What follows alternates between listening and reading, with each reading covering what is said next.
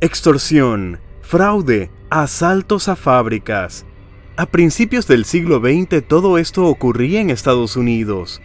Nuestro protagonista de hoy fue probablemente el extorsionador más importante de ese periodo. Louis Buchalter pasó de ser un hombre común y corriente contratado para dar una paliza a convertirse en un hombre al que se subordinaban industrias enteras.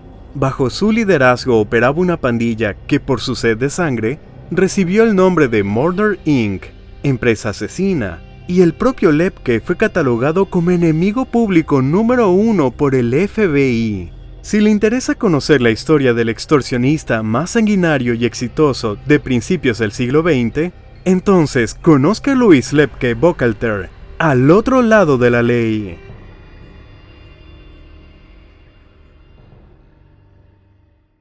Louis Buchalter nació en Nueva York en febrero de 1897. Era el menor de una familia compuesta, según algunas versiones, por 7 hijos, según otras versiones, por 11 hijos. Sus padres, Rose y Barnett, eran inmigrantes judíos. Ambos llegaron a Estados Unidos con sus primeros cónyuges, y ambos los perdieron ahí. Así que su unión ya era una amalgama de 2 familias con hijos, que luego se vio aumentada con otros 9 hijos. Dadas las circunstancias, los Buchalter no tenían tiempo para criar hijos. Todas sus energías se gastaban en mantenerlos, y los hijos quedaban a su suerte la mayor parte del tiempo. Dadas las circunstancias, el pequeño Louis no mostraba el menor indicio de comportamiento desviado. Los adultos que lo rodeaban lo consideraban un niño tímido, que debería convertirse en un miembro decente de la sociedad estadounidense. Sin embargo, el disfraz con el que pasaría la historia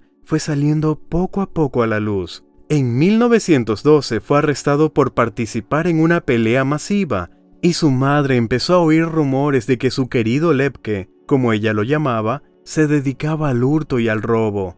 Ella no pudo o no quiso corregirlo en aquel momento. Para entonces, Barnett ya había fallecido, y Rose mantenía sola a Louis, así que la mayor parte de su tiempo lo dedicaba a ganarse la vida en lugar de criar a su hijo. Por ello, hacer la vista gorda ante el hecho de que se había peleado con alguien o había tomado algo de otra persona era más fácil que intentar mantenerlo a raya. Además, en aquella época, ese tipo de comportamiento adolescente no era algo fuera de lo común. Muchas personas de las comunidades de inmigrantes crecían de la misma manera, y eso no significaba que estuvieran destinados a convertirse en delincuentes más adelante. Rose tenía pruebas de su argumento. A los 15 años, Louis, que ya había abandonado la escuela secundaria, consiguió un trabajo legal como mensajero por $3 a la semana, de los cuales entregaba la mayor parte a su madre. Sin embargo, el mundo del crimen seguía atrayendo al joven Buchalter y su madre no tenía ni idea de hasta qué punto. Los robos y hurtos no desaparecieron de su vida, y a ello se sumaron sus salidas a bares y salas de billar, donde se relacionaba con personajes del otro lado de la ley. Uno de esos personajes, llamado Jacob Gurra Shapiro, se convertiría en su socio durante muchos años. Fue su relación con él lo que marcó la entrada de Lepke en el mundo de las extorsiones. Junto con Shapiro, formaron una pequeña pandilla que amedrentaba a los vendedores ambulantes locales. Les exigían dinero a cambio de protección, y cuando estos se negaban, destrozaban su tienda repitiendo la acción tantos días como fuera necesario, hasta que el vendedor empezaba a pagar. También se dedicaban al robo, por lo que Louis fue arrestado 3 veces entre 1915 y 1916. Pasó algo más de un año en la cárcel y fue puesto en libertad en el verano de 1917. Sin embargo, menos de 6 meses más tarde, Buchalter fue encarcelado de nuevo por el mismo cargo.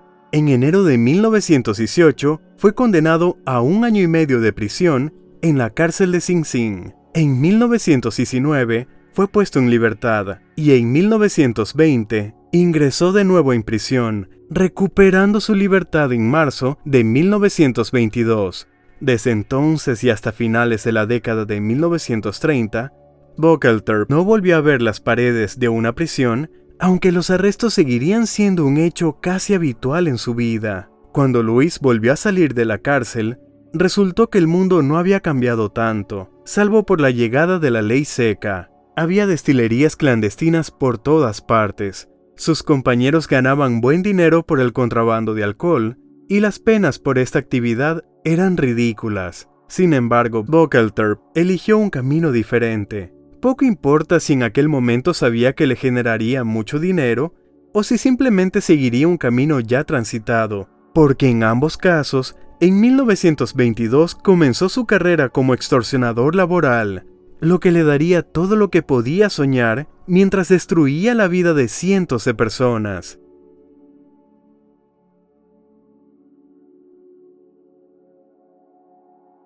Antes de comenzar la historia del ascenso de Buckalter como extorsionador laboral, merece la pena explicarles cómo surgió la extorsión laboral en Estados Unidos para que puedan entender mejor el papel de Lepke en la historia de esta forma ilegal de hacer dinero. Ya he tocado este tema superficialmente en mi canal, en el video sobre Arnold Rothstein. Sin embargo, ahora necesitamos profundizar un poco más. La extorsión laboral comenzó a finales del siglo XIX.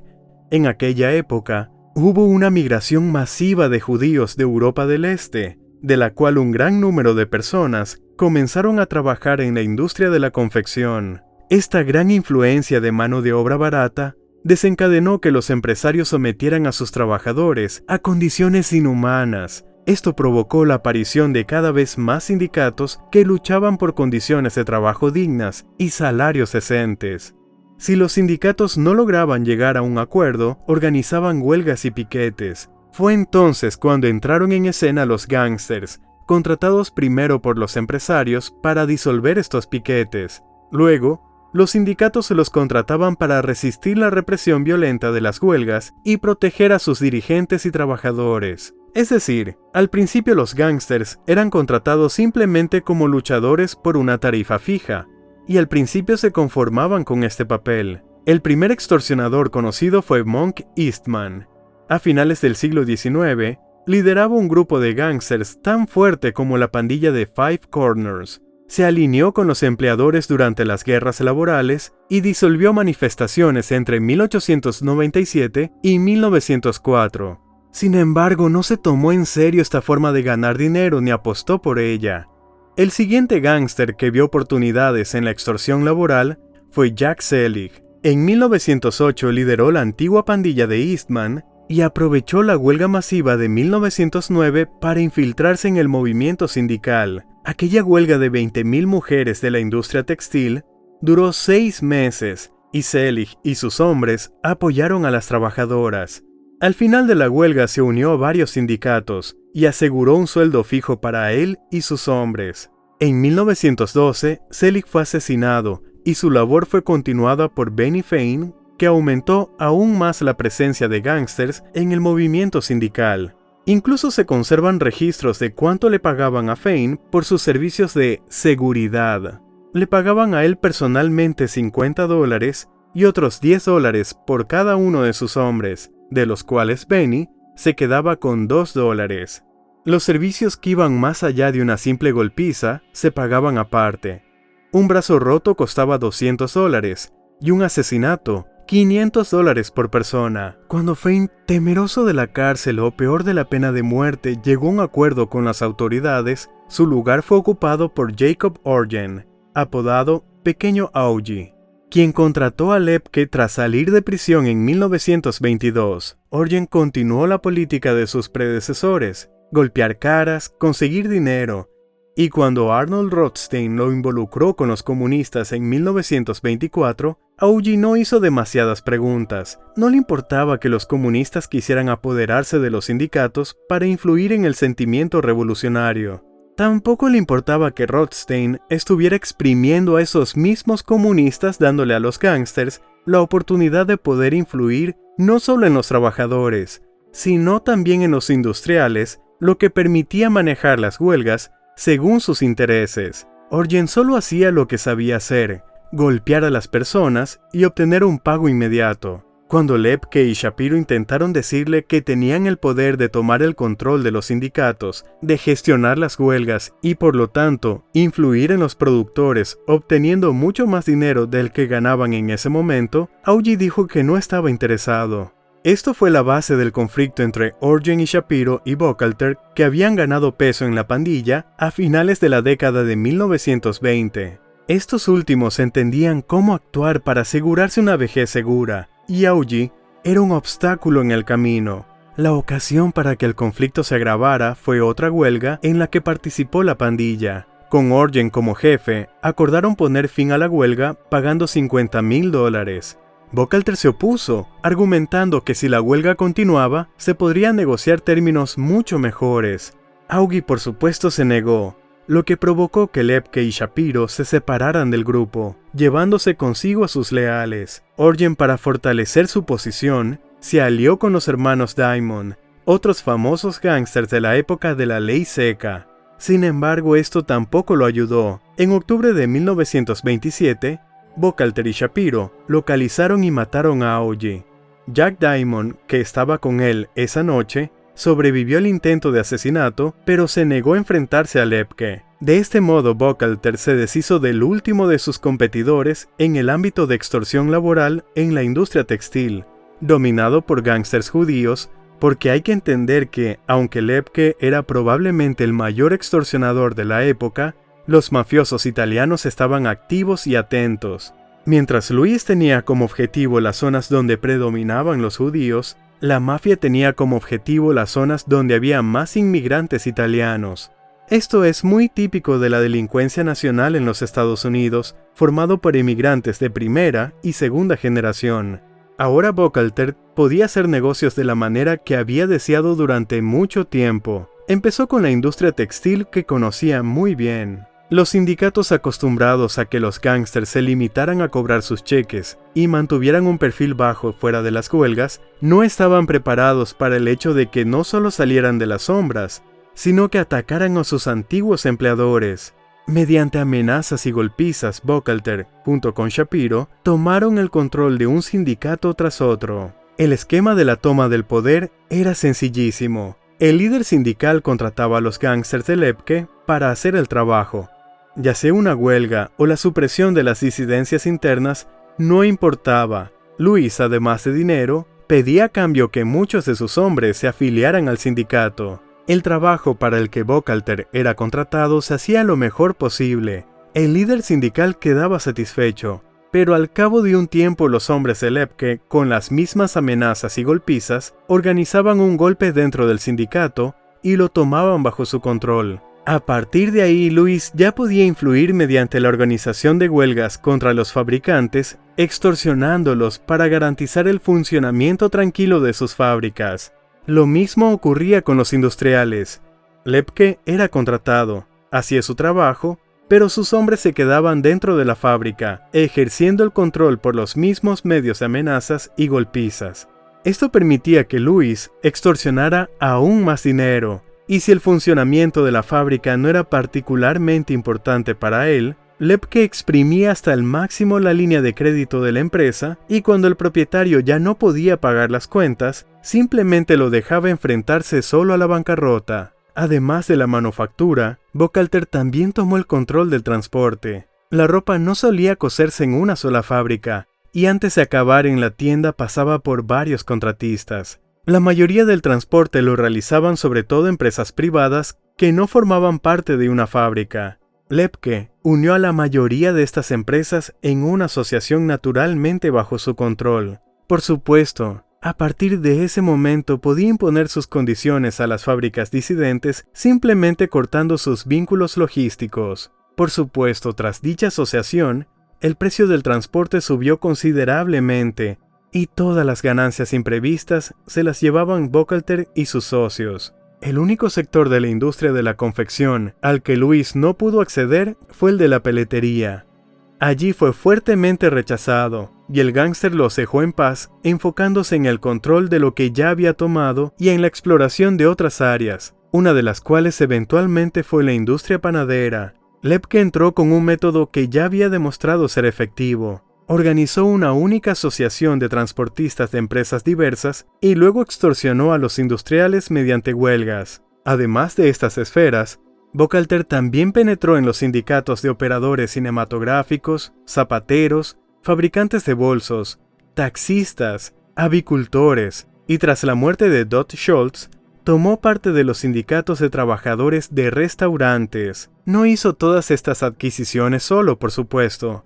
A principios de la década de 1930, el grupo de Buchalter y Shapiro estaba formado por unas 250 personas, y en los años siguientes ese número no hizo más que crecer. Algunos de estos luchadores acabarían siendo conocidos como Murder Corporation, empresa asesina. Este nombre tan llamativo para esta pandilla de Brooklyn, contratada por Buchalter, fue inventado por supuesto por los periodistas, y a raíz de este nombre, aparecieron tantos rumores que hasta los asesinos de ficción de los videojuegos del mismo nombre podrían sentirse nerviosos o inseguros en comparación. Por ejemplo, se dice que los nuevos sicarios de la pandilla siempre reciben el primer encargo de un viejo sicario que ya había realizado varios trabajos, y así los líderes de la pandilla se deshacían de los asesinos más experimentados. Posteriormente, el nuevo sicario era eliminado de la misma manera. También se dice que estos nuevos asesinos provenían de la escoria local y eran apenas mayores de 18 años.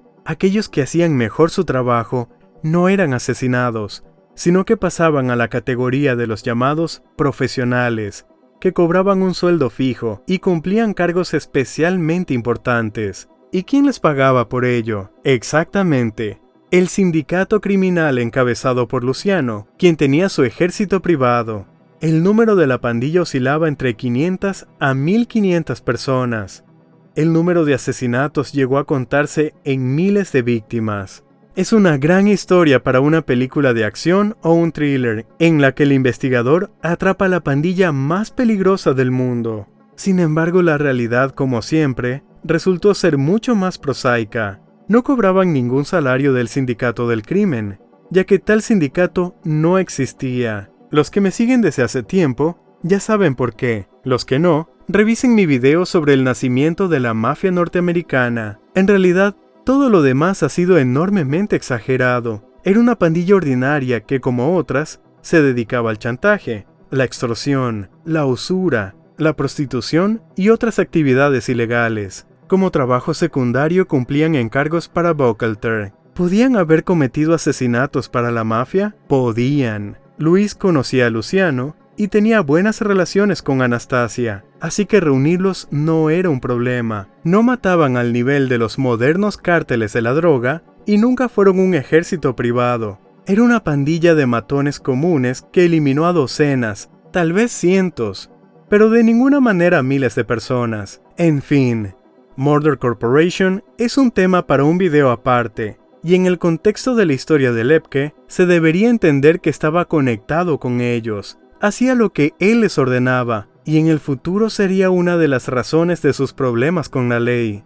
Ahora propongo continuar y hablar sobre otro comercio ilegal en el que el gángster judío tuvo participación, concretamente el tráfico de drogas. Esta historia se remonta a la década de 1920, cuando un tal Jacob Katzenberg trabajaba para Arnold Rothstein gestionando el envío de heroína de China a Estados Unidos. En 1928, Rothstein murió y Jacob empezó a dirigir la operación por su cuenta. Sin embargo, en 1935, ya sea porque se cortaron los canales por los cuales se introducía la mercancía, o bien por otros problemas, no pudo seguir operando. Sea como fuere, Katzenberg acudió a Lepke y le pidió ayuda para organizar la recepción fluida de la mercancía en suelo estadounidense. Buchalter aceptó, pero puso sus propias condiciones.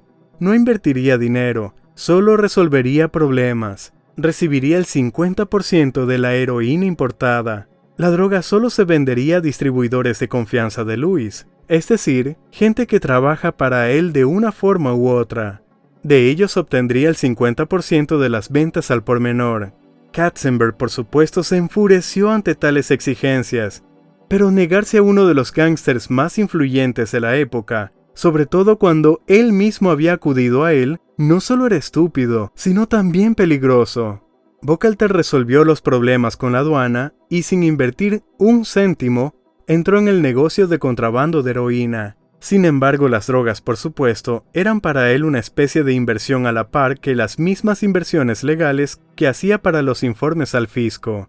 La extorsión laboral seguía siendo su principal medio de vida. No es extrañar, piénselo. Consiguió apoderarse de una industria que en la década de 1930 producía unos 500 millones de piezas de ropa femenina y 250 millones de piezas de ropa masculina al año. No hay que olvidarse que también estaba involucrado en otras áreas. Luego estime cuánto dinero pudo haber ganado con sus extorsiones. Desafortunadamente, por supuesto, nadie nos dio cifras exactas, y los cálculos del FBI tampoco son muy claros. Tras la condena de Lepke, dijeron que ganaba entre 2 y 50 millones de dólares al año. Pero incluso si tomamos la cifra mínima de esa declaración y la conversión al equivalente de hoy día, obtienes más de 35 millones de dólares, o casi 3 millones de dólares mensuales. Con este dinero Lepke hacía lo que quería: viajes a Europa, vacaciones en los mejores resorts de Estados Unidos,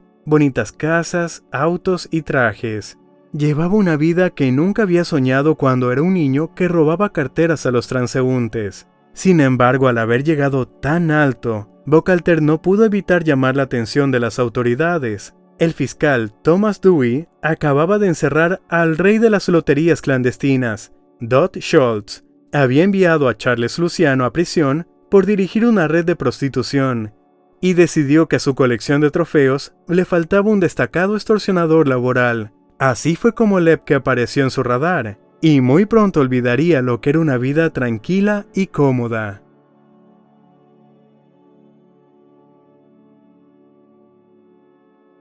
La caída de Buchalter comenzó en 1936, cuando un caso de extorsión laboral en la industria peletera llegó finalmente a los tribunales.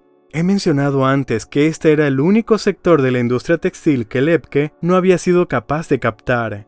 Allí no solo lo rechazaron contundentemente, sino que también surgió un hombre dispuesto a testificar contra él. Al final no recibió castigo, logrando la absolución en el tribunal de apelación, pero esto atrajo toda la atención de Dewey. El fiscal ya había investigado a Lepke con anterioridad, pero tras el juicio acabó por darse cuenta de que podía ser otro pez gordo para él. Dewey decidió concentrarse en los actos que Buchalter había cometido en la industria panadera. Empezó con la investigación del asesinato de William Snyder, que tuvo lugar en 1934. Snyder era entonces el jefe de la Asociación de Transportistas de Harina. Buchalter no estaba satisfecho con él en ese cargo, por lo que por orden suya, Snyder fue asesinado por los hermanos Goldis, que luego tuvieron el control de facto de la asociación. Sin embargo, como suele ocurrir en estos casos, los testigos que podían testificar se negaron a declarar, y el caso se desmoronó.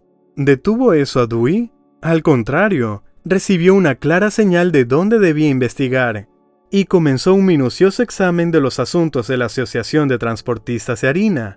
Lepke, al darse cuenta de la creciente presión, se dio a la fuga, dejando su lugar vacío en el banquillo de los acusados.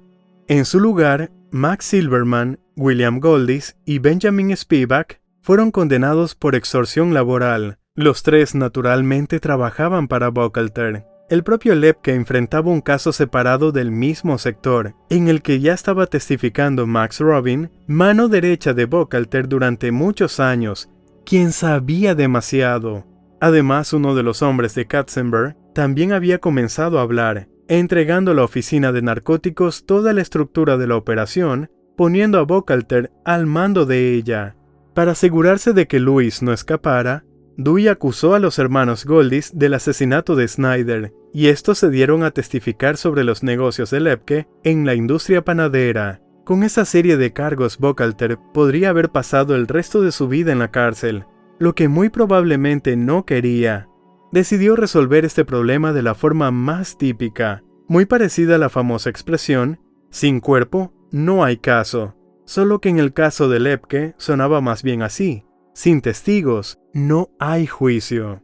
Lo primero que había que hacer con esta estrategia era esconderse para que las autoridades no le encontraran antes de que se quedaran sin testigos vivos, lo cual no era una tarea fácil. Dewey ofreció una recompensa de $25,000 por su captura, y Hoover prometió la misma cantidad en nombre del FBI. Además, en Nueva York, se creó un departamento especial de policía formado por 50 personas que se dedicó exclusivamente a la captura de Buchalter. Aún en estas condiciones, Lepke pudo ocultarse con éxito durante varios años y administrar su imperio al tiempo que eliminaba a todos aquellos que pudieran denunciarlo ante los tribunales. Por un lado, esta estrategia funcionaba. Dewey estaba muy nervioso por el hecho de que las personas que podían contarle algo sobre los negocios de Buchalter iban desapareciendo una a una. Incluso convocó una reunión privada al respecto, donde discutió con el FBI y la DEA cómo influir en la situación. Por otro lado, debido a este comportamiento del jefe,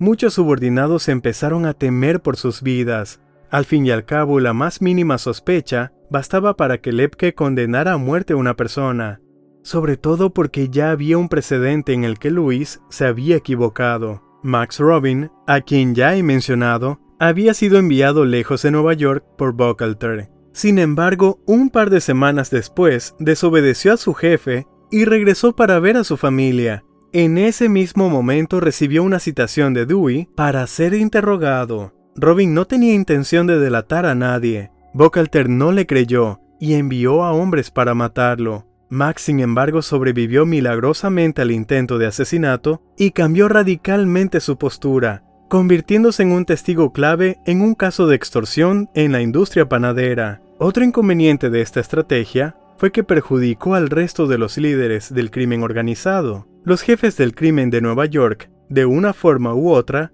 tenían conexiones en las estructuras de poder. Esta cooperación era mutuamente beneficiosa y permitía a ambas partes enriquecerse. Sin embargo, cuando tienes a un enemigo público número uno en la mira, con quien ayer estabas tomando sol en Florida, las autoridades se muestran de alguna manera menos dispuestas a mantener el contacto, temiendo, entre otras cosas, que la cacería les afecte también a ellos. Por ello, los otros jefes, en su mayoría de la mafia italiana, empezaron a pensar en cómo acabar con todo este lío lo antes posible. Decidieron que la mejor manera era entregar a Lepke a las autoridades. Para ellos, esta opción también era favorable, porque podrían repartirse entre ellos sus áreas de influencia tras la condena de Buchalter. Es decir, como se suele decir, comer el pescado y quedarse en el río. Para que Lepke no se resistiera a tal decisión, lo persuadieron a través de Albert Anastasia, quien ayudó a Lewis a esconderse, diciéndole la rendición tendría lugar según un escenario previamente acordado. Buchalter debía entregarse en persona al director del FBI, Hoover, y recibiría una condena solo por tráfico de drogas no mayor a 12 años. Lepke, que se enfrentaba a una condena mucho mayor, aceptó. A partir de ahí la mafia hizo arreglos para que se entregara personalmente a Hoover. El 24 de agosto de 1939, Anastasia llevó a Lewis a una reunión con el director del FBI. Tras subir al auto después de conducir unos cientos de metros y cruzar unas pocas palabras con Hoover, Lepke se dio cuenta de que lo habían engañado. No había trato como se lo imaginaba. No se sabe si los mafiosos recibieron los $50,000 prometidos por entregar a Buchalter. El primer caso por el que fue juzgado fue tráfico de drogas. Resultó ser así porque Lewis se entregó a las autoridades federales y el caso de contrabando también era jurisdicción federal. Por cierto, en el futuro, el hecho de que fuera juzgado primero por heroína perjudicaría mucho a Dewey a la hora de asegurar una condena en el caso que él llevaba. Katzenberg, que había sugerido a Lepke involucrarse en el contrabando de drogas, estuvo encantado de declarar en el caso como testigo a cambio de que se redujera su propia condena. Además, resultó que el agente encubierto, Al Kearns, también estaba entre los contrabandistas. De todos modos, era imposible para Lewis evadir la responsabilidad en este caso. En enero de 1941, recibió una condena de 14 años de prisión. Un par de días después tuvo otra audiencia, en la que el fiscal era Thomas Dewey. Lepke estaba siendo juzgado en Nueva York por extorsión laboral en las industrias panadera y textil. Aquí, como en el caso de las drogas, testificaron en su contra sus antiguos socios, quienes lo hicieron no solo por miedo a pasar el resto de su vida entre rejas, sino también por miedo a ser asesinados si Lepke consideraba que su existencia era un inconveniente. porque incluso después de su detención, las muertes de personas indeseables continuaron. Como resultado, en marzo de 1940, recibió otros 30 años de prisión en el caso de extorsión. Sin embargo, lo peor estaba por llegar. Abe Rels, un asesino a sueldo de la infame empresa asesina, había hablado con las autoridades. Lepke sabía que lo que Rels podía contar lo llevaría a una única sentencia: la silla eléctrica. Sin embargo, para que tal predicción se hiciera realidad, las autoridades necesitaban encontrar pruebas más allá de las palabras de Rels, pues en Nueva York un hombre no podía ser juzgado únicamente por la palabra de su cómplice, y el único caso en que esto fue posible fue el asesinato en 1936 del camionero Joseph Rosen. Lepke lo había sacado del negocio de los camiones y él comentó en alguna parte que iría a las autoridades y contaría todo. Cuando esta información llegó a Buchalter, Rosen fue asesinado. Las autoridades consiguieron encontrar suficientes testigos para reconstruir toda la cadena de acontecimientos, desde cómo Lepke dio la orden hasta cuándo se llevó a cabo. Así que, aunque Rels cayera misteriosamente por una ventana, no interfirió en el juicio. Había suficientes testigos allí para ganar el caso sin él. Buchalter, aunque sabía hacia dónde se dirigía todo, se negó a hacer un trato con las autoridades. En 2 ocasiones durante la investigación, le ofrecieron 2 veces una reducción de condena a cambio de su testimonio en el caso de la llamada empresa asesina, que surgió del testimonio de Rels sobre los asesinatos por encargo llevados a cabo por su pandilla. Lepke rechazó las ofertas en ambas ocasiones. Como no accedió a colaborar con las autoridades, fue juzgado con todo el rigor de la ley, y el 30 de noviembre de 1941, Lois Buchalter fue condenado a muerte, siendo la primera y única vez en los Estados Unidos que un jefe del crimen organizado de ese nivel recibió una condena de este tipo. Pero si cree que las complejidades de la historia de Buchalter acabaron ahí, se equivoca. Había un detalle. El caso de las drogas, como he dicho antes, era un caso de jurisdicción federal, y los otros casos se llevaban a nivel estatal. Así que por ley, Lepke tenía que cumplir 14 años por traficar heroína para luego llevarse a cabo la ejecución. La única manera de evitar esto era un indulto presidencial en el caso federal para pasar directamente a cumplir la sentencia estatal. Sin embargo, incluso en este caso las cosas no eran tan sencillas.